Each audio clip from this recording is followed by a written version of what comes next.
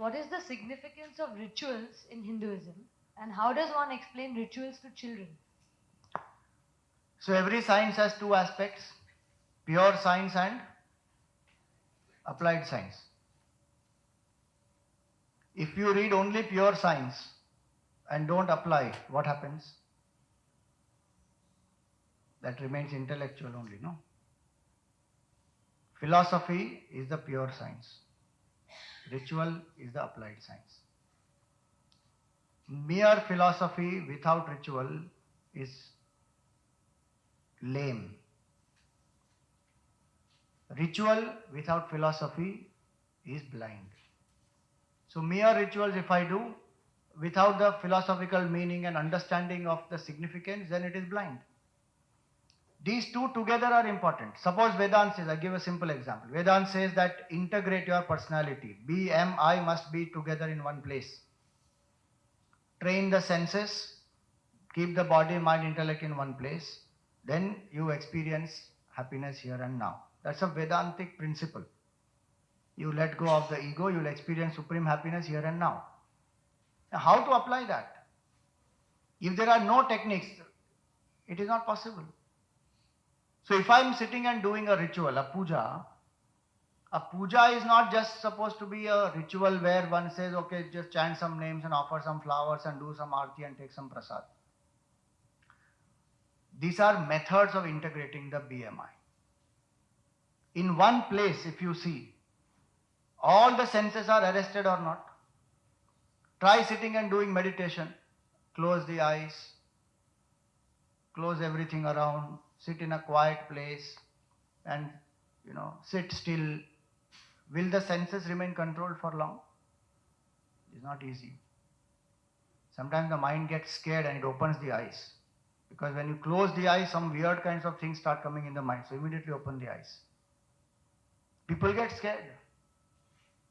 Controlling the senses, withdrawing the senses is not easy because they are made extrovert. Now withdrawing the senses and finding divinity within is not going to happen so easily. And yet at the same time I must train the senses. Now how to do that? So puja is the first method. Or a havan, whichever way. Earlier days we used to do havans, Vedic times.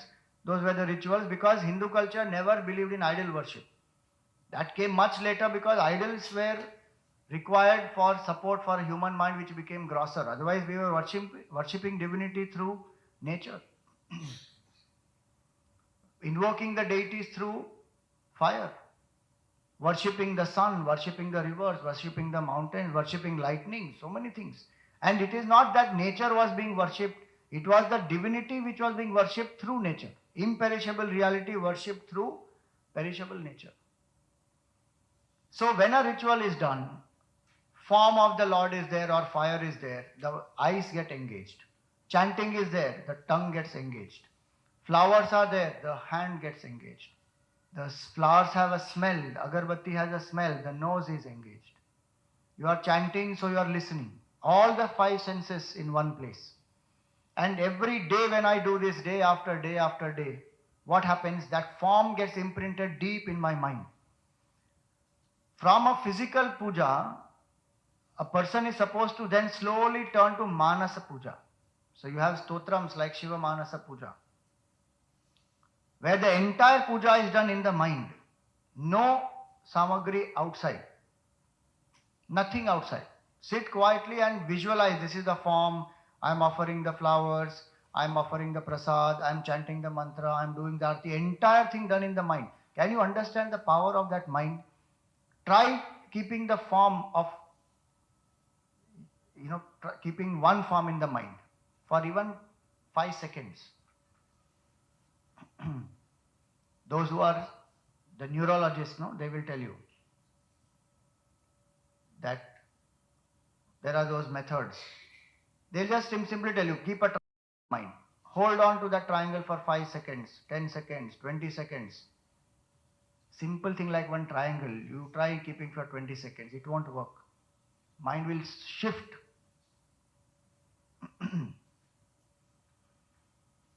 There's a word for that actually. In neuroscience there is a word. Do you remember? the ability of the mind to hold on to one form, that the more the mind is able to hold on to one form for a long duration, that mind becomes very, very powerful. I'll tell you that. There's a specific word in that, neuro something it is. No, not neuroplasticity. It is, it'll come.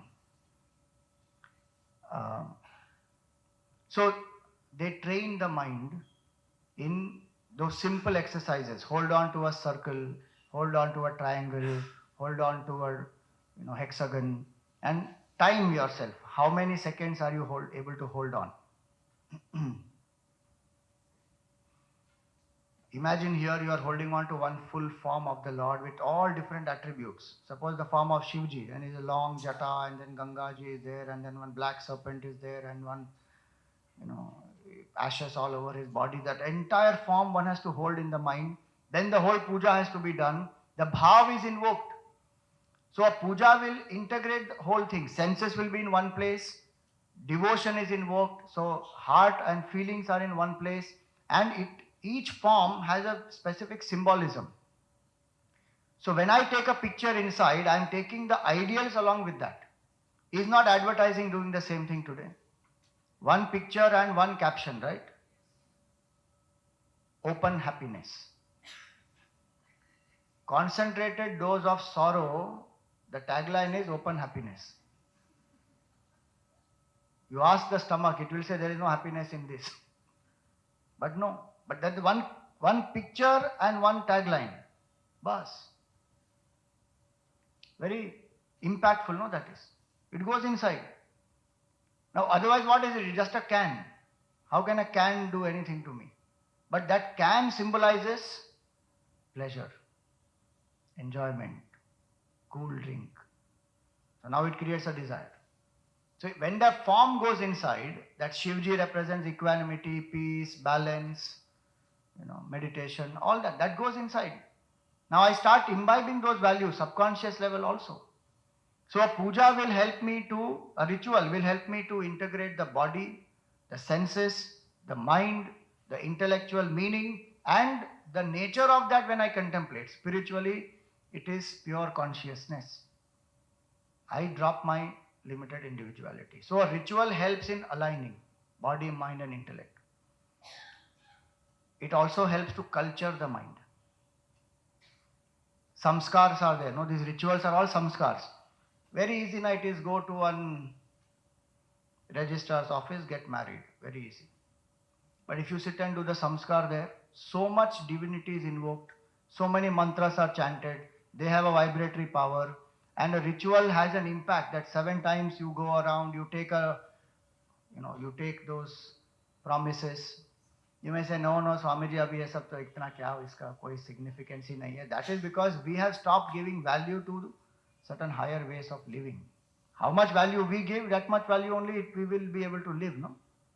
If we say that I am committing these 7 things and I will live by these 7 things, that's about it. Then I will be committed to that and I will live that.